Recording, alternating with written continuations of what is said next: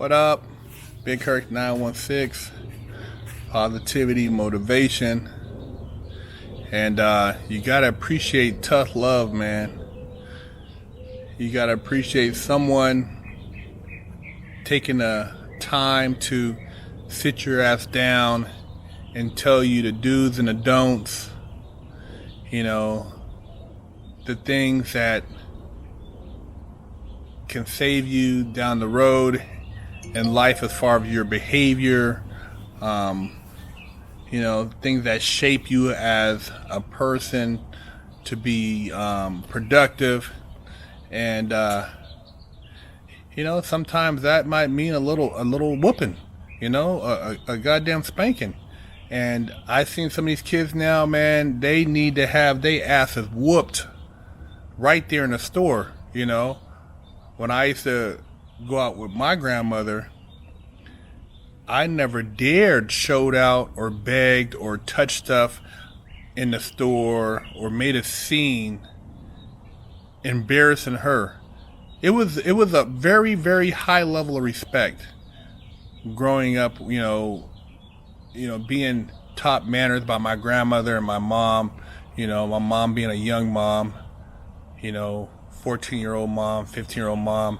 I didn't act up. I didn't do this stuff I see these kids doing now, showing out, cussing, running around, throwing tantrums. Wasn't none of that. None of the little kids in my family, cousins, or anybody ever did anything like that. It was a lot of no thank you, yes ma'am, no ma'am, may I help you, excuse me, pretty please. Everything had some type of hospitality or pleasantry behind it. You didn't interrupt grown people when they were talking. You opened a door for your elderly.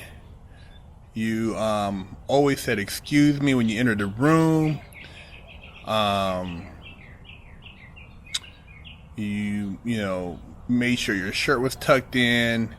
You didn't ask for anything when you went to somebody's house unless you were offered. Everything was just a lot of courtesies, man. I remember you didn't go in and out the house.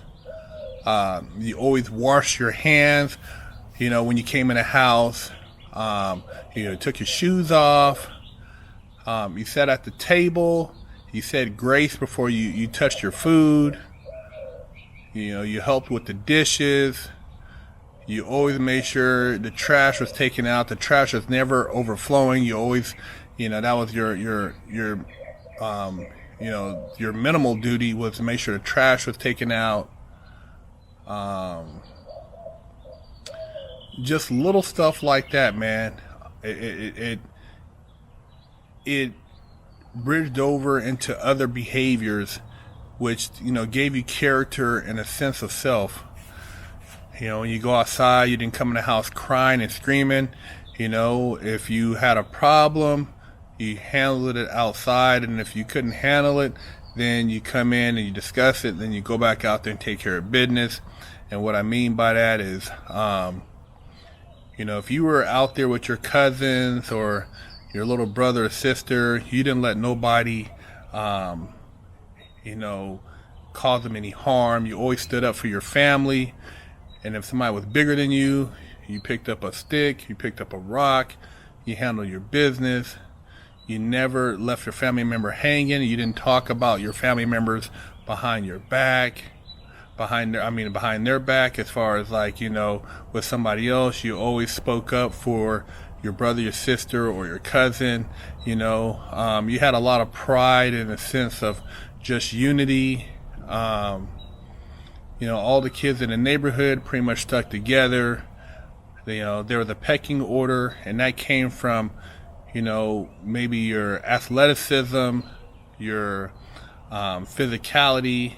If you were quick, if you could run fast, or you were good with your hands, You could ride a wheelie real far, but there were certain things that characterized you within your group of friends that gave you some type of value as far as who you were, and then you just cultivated that. The bigger kids in the neighborhood usually try to lace the younger kids up on, how to go about,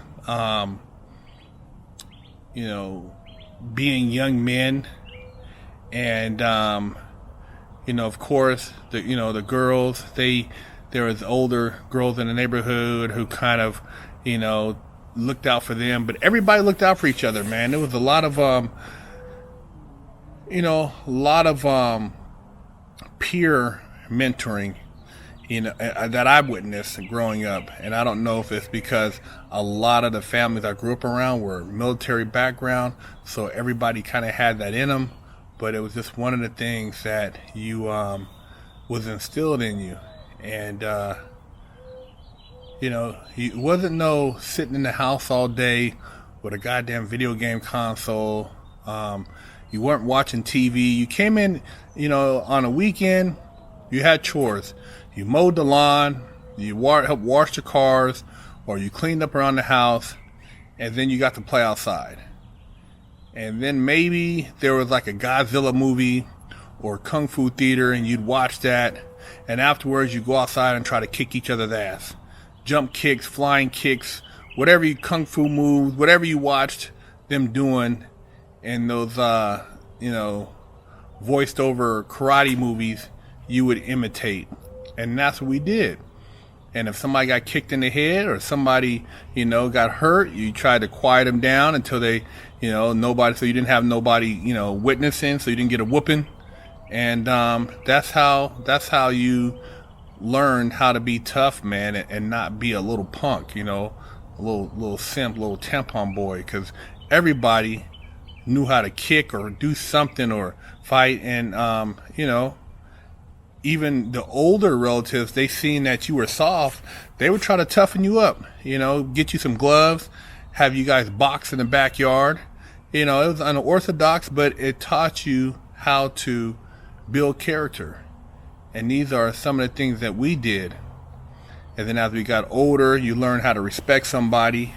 You learned little things that you look back now, and a lot of these kids, they have no clue, they have no idea, because they, they're so, what they can feel like helpless. And there wasn't a whole lot of bullying going on. You had a couple kids in the neighborhood who thought they were tough, but at some point, people just stood up to the bully and gave the bully what he deserved. It wasn't like, there was a guy I remember, he used to always try to walk around and, bully people.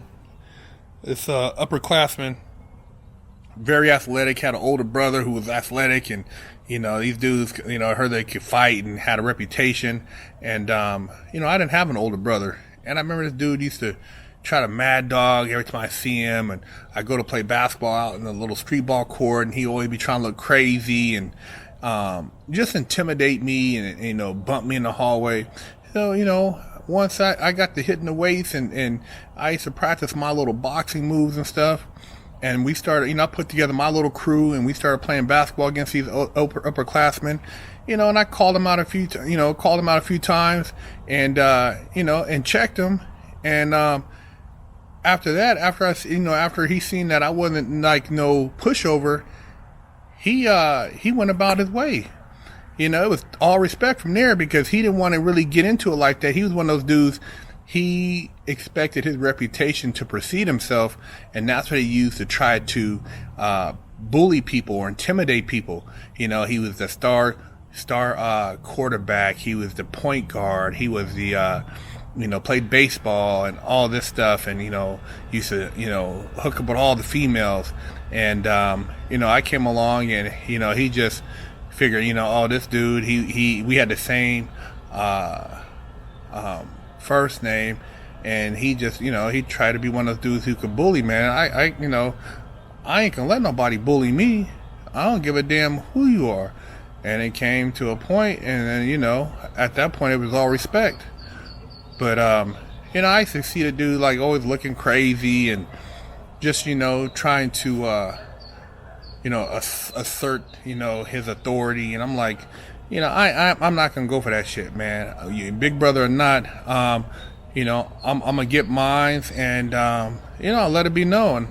And it totally flipped. And after that, like I said, the bullying stuff, it vanished. And so, like I said, the best way to deal with a bully is to confront a bully and give him what he's trying to dish out. And I tell you, he'll think twice at the end of the day about who he's bullying.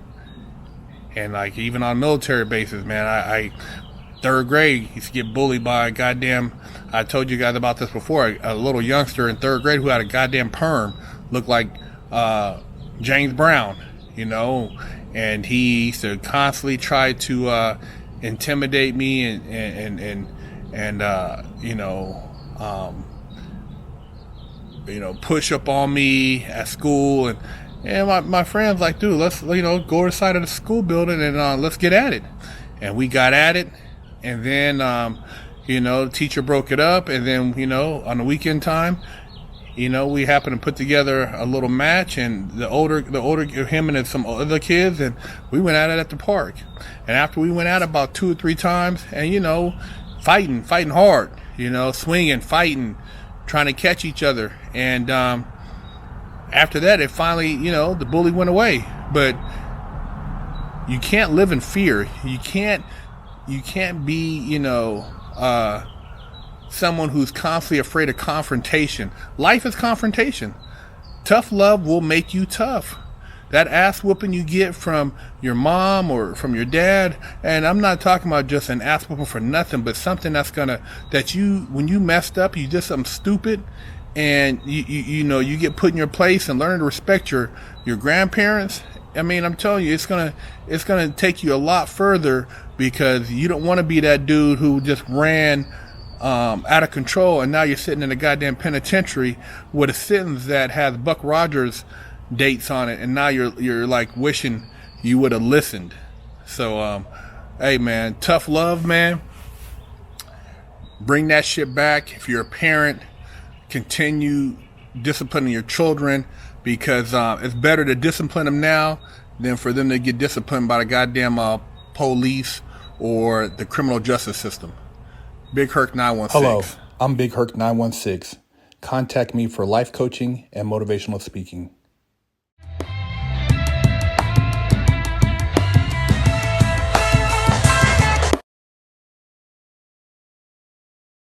Hey.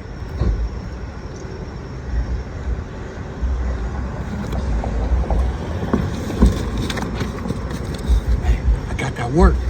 Hey, see, while y'all in quarantine, I got that work. Split the coronavirus wig, man. Hey, go to the link in the description and get your limited edition coronavirus wig splitter shirts. Big Herc916 getting down fresh out.